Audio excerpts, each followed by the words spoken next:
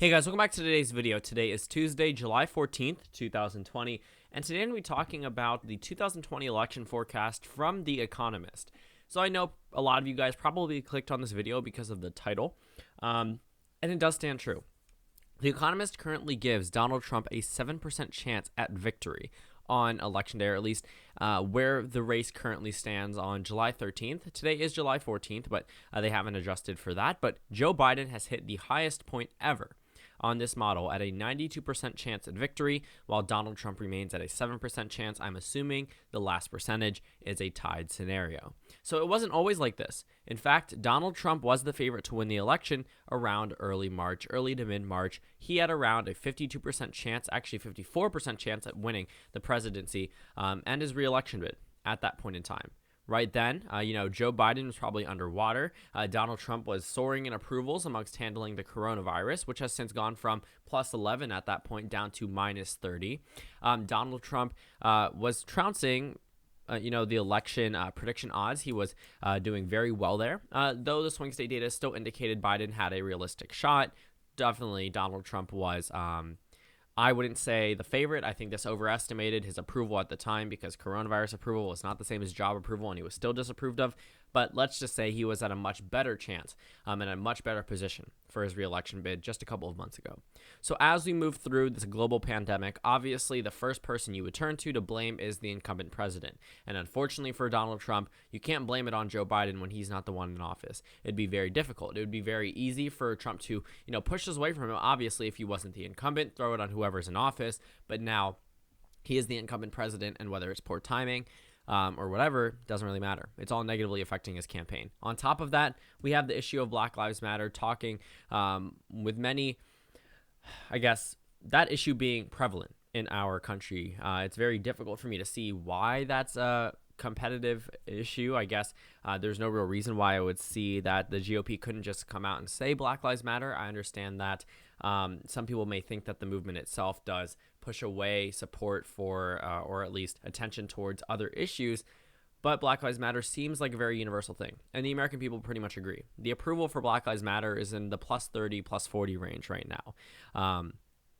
And that's something that if the GOP takes a stance against, or Donald Trump does, it's not going to be beneficial to him. If the majority of Americans are on that side, they definitely should conform their party platform to do so. And in fact, they didn't update their 2016 party platform, which means there is no addition of that, which means that Donald Trump is probably going to alienate even more minority voters than what he did in 2016. And all of these things are adding up to the reasons why he has a 7% chance at victory today. 7% for an incumbent president. You can't get lower than this. And I know I'm going to see a comment discussing 2016, but The Economist only gave Hillary Clinton a 65% chance at winning re-election. I know a lot of people like to mention that Huffington Post, 98%, but if you actually take a look at the accurate models, such as FiveThirtyEight or even The Economist, they gave Donald Trump around a 1 in 3 shot at winning the presidency. I think that was really good given the data that we had in 2016. Some of the polls, sure, were off in really only one state, Wisconsin, but a lot of people were expecting the silent majority to not really be a thing. And the pollsters have adjusted for that. They've definitely revised their models.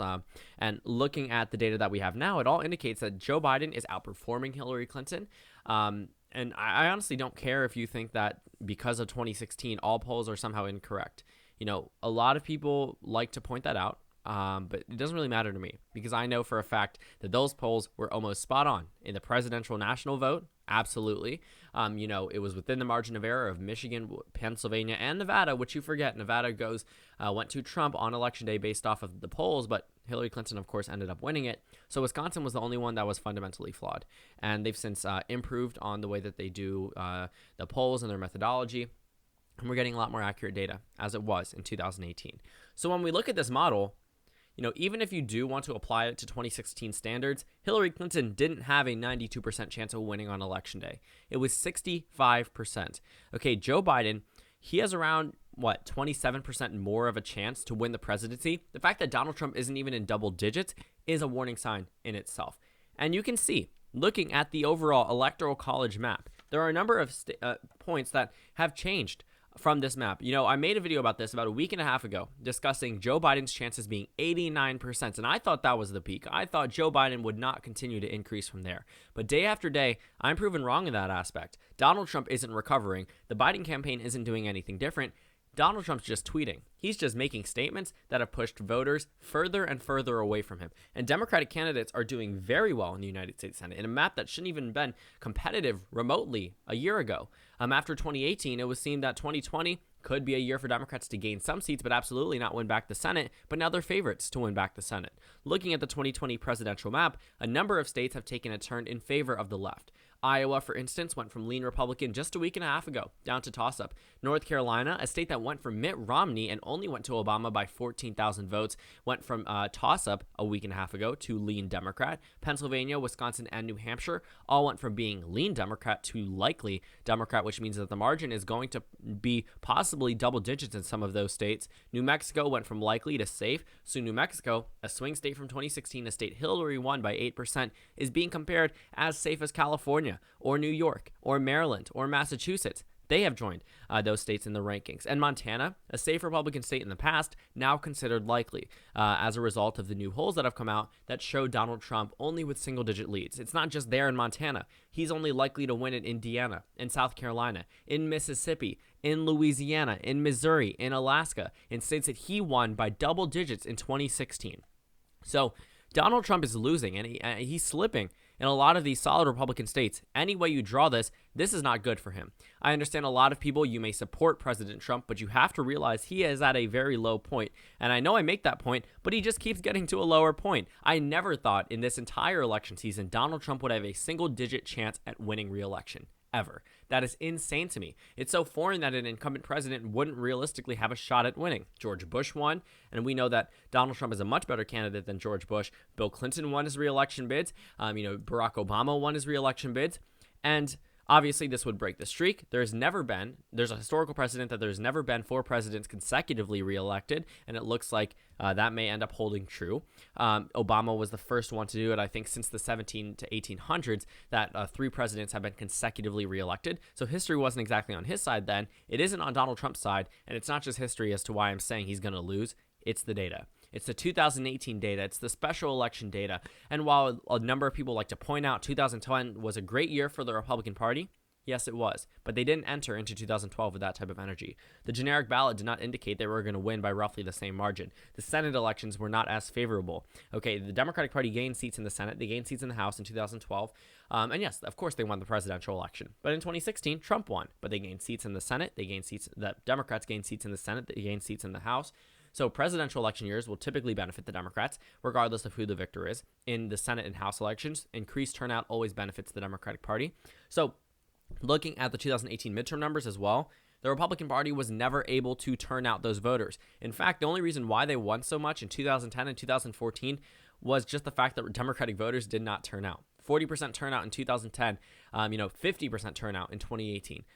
60 million votes for the Democratic Party in the House of Representatives in 2018. That is the most a midterm election year has seen in terms of turnout by a sheer number. Yes, the population is increasing, but that rivals 2008, 2012 presidential election turnout. That rivals 2016 presidential election turnout in a midterm year, in a year that only House elections and 33 Senate races are up and 34 governor races. So yes, there was a lot at stake, but the Republican Party didn't have that in 2010. They did not have that in 2014. The Democrats did in 2018. They have that now. They're leading in with Donald Trump continuing to decrease in terms of his chances. We're seeing a very large amount of support for Joe Biden in states that Donald Trump carried. The fact that we're characterizing North Carolina and Florida as lean Democrat and Wisconsin, Michigan, and Pennsylvania as likely Democrat, all 5 states went to Donald Trump in 2016.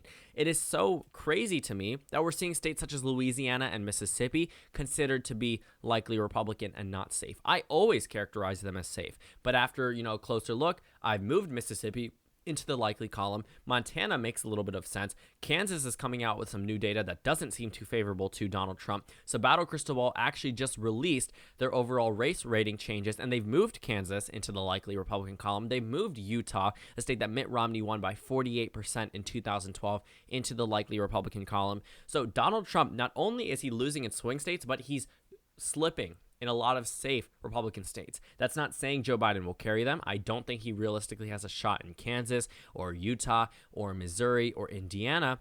But it is important to note that if the margins are nowhere near as large for Donald Trump in these states, you can only imagine how much the swing states have moved in favor of Joe Biden.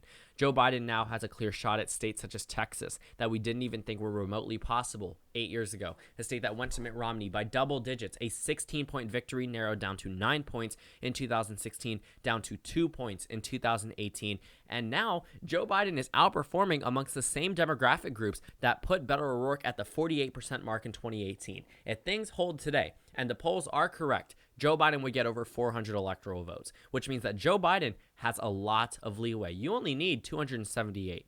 So he's, ahead of that, by 122. So out of those 122, he could lose all of them and still win the presidency.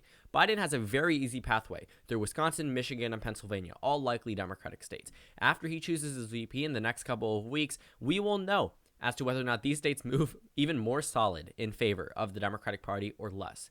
But let's say he loses those 3 states. He's already leading in North Carolina and Florida. Those 2 states alone could put him over the top. He solidified all of the Clinton states, which means they don't really have anything to worry about in New Hampshire. They have nothing to worry about in New Mexico or Colorado or Virginia or even Nevada. Trump's put some ad spending in the state of New Mexico. What a waste of money at this point. It's considered safe for Joe Biden. I understand elections can change. There definitely will be an October surprise. Something will inevitably narrow up this race. But at this point in time, Donald Trump's chances just get worse and worse as we continue. You can see how much these chances have decreased day after day after day. And it's going to get pretty tiresome. Okay? So when we look at the overall electoral college vote, Donald Trump isn't even hitting 200. He won 306 in 2016. Like I said, he was poised to win the presidency back in March when his approval rating was higher than it is right now, drastically higher. And as COVID-19 only continues to get worse and the grand reclosing of the nation continues in a number of Republican and Democratic states, there is no way that I could draw this out to be good for President Trump. The fact that Joe Biden has a 92% chance and Donald Trump has a 7% chance, there's no way you could say that Donald Trump could realistically recover from this unless something drastically changes in the race. And the problem is, Biden isn't going up because of his statements. Trump is going down because of him. Trump is handing himself an election loss. That's it. Biden has not done anything different. What, 3 public speeches in the past 5 months? I understand that that's the safest thing to do at this point in time. I absolutely would condemn any politician that would hold in-person rallies, especially with, the COVID-19 cases soaring in this country. So at this point in time, Joe Biden, sure, may not be doing much. And yes, this may spell out bad news for 2022 or the future of the Democratic Party. But we're talking about the election right now. We're talking about November 2020. And Trump, like I said, is handing that election loss to himself. Not only is he negatively impacting his reelection bid, but Susan Collins, Cory Gardner, heck, even Tommy Tuberville in the state of Alabama. So when we look at a lot of these down ballot races and we wonder why is Kansas competitive, why is Alaska competitive, why is Montana competitive, why are a lot of these races all of a sudden narrowing up, why is Lindsey Graham at risk, why is Cindy Hyde-Smith in Mississippi at risk? You have to realize you can't ride on the coattails that aren't there. If Trump's only narrowly winning in your state by single digits, and the Democrats typically outperform in Senate elections compared to presidential elections, yeah, Republicans are in for a lot of bad news in November if this continues.